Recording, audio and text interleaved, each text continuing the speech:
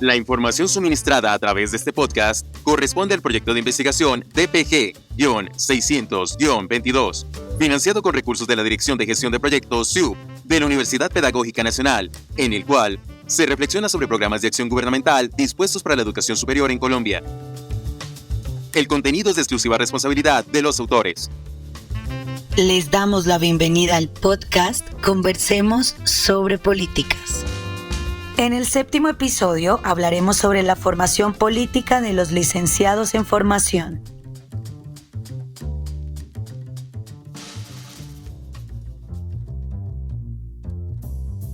Hoy vengo con una preocupación, colegas. Resulta que estos asuntos de las políticas parecieran ser tema de especialistas, de gente dedicada a ese mundo, y los demás quedan como sencillos mortales. Uy, Adriana, llegó directo al grano. Se saltó el preámbulo del episodio. ¿Será, Sandra?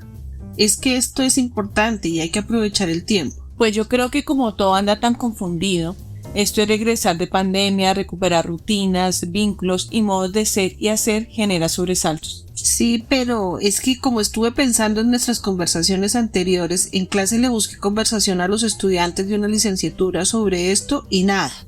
No hubo cómo dialogar bien sobre el tema, muy apáticos. Permítanme participar.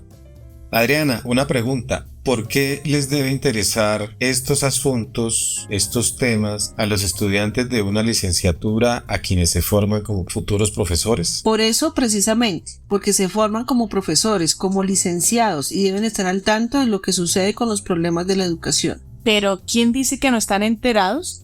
Ellos se comunican por sus medios de comunicación y mantienen informados. Tengo mis dudas. Si ellos se informan a través de las redes electrónicas de sus dispositivos celulares, pues se perdió el año. Por esas redes circula mucha desinformación, muchas mentiras, y lo peor, se las creen, no cuestionan. ¿Será que creen todo lo que circula por allí? Pueda que no, pero ellos deberían tener mayor discernimiento. Diste en el blanco, Adriana. Discernimiento.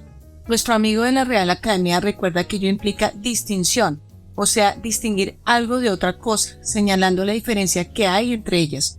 ¿Cómo van a diferenciar? ¿Entre qué diferencian? Otra pregunta, ¿la formación en políticas es curricularizable?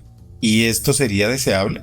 No sé, pero pensando en ello se puede decir que la distancia entre el currículo visible y el currículo oculto debería ser estudiada con miras a que las diferencias entre uno y otro sean menores en beneficio de los estudiantes que serán maestros. Ese es el asunto. Considero que habría que identificar condiciones, las circunstancias propias de la formación sobre estos asuntos y cómo ellas reconocen la procedencia y los saberes de los estudiantes que ingresan. Por eso, ¿cuál es el propósito de admisión e ingreso de los jóvenes? ¿Quieren ser profesores? Y en ese sentido, ¿tienen claro qué implica ser profesor en los tiempos que corren? Cuando ingresé a la Universidad Pedagógica Nacional como profesor, recuerdo que había un señor de nombre Z y lideraba un curso libre sobre formación política al estilo clásico.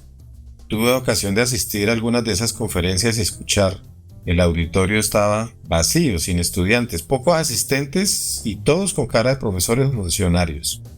Igual sucedió con otro señor que creo que era hasta diplomático o exdiplomático que convocaba eventos sobre la paz. Los que asistían provenían principalmente de lugares externos a la universidad.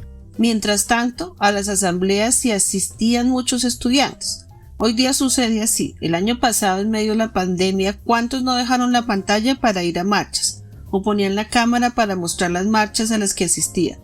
Cuando estudié pregrado en la universidad no me interesaban las cosas políticas. Cada vez que había disturbios me quedaba mirando a la 72 y después me iba para la casa.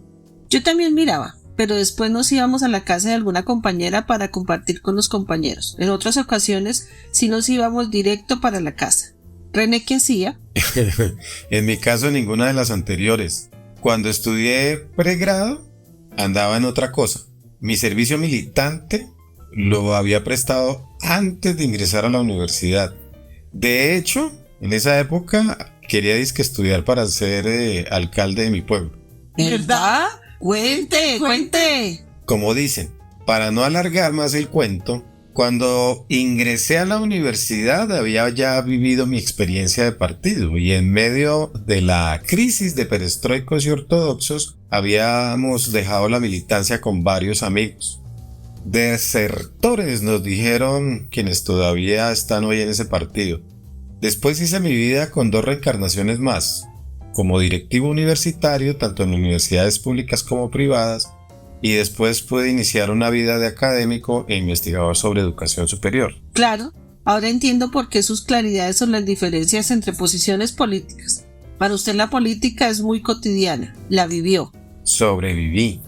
En una entrevista alojada en YouTube cuento esos años y comparto algunas reflexiones sobre las implicaciones de la política en la formación de licenciados. ¿Cuáles serían estas implicaciones? Pregunta difícil para este espacio, pero diría lo siguiente. Desde hace varios años creo en la formación de un profesional que sea persona y ciudadano a la vez. Esas 3 configuraciones son claves. En el mundo de la formación de licenciados, ello es mucho más importante porque tenemos una, entre comillas, función pública.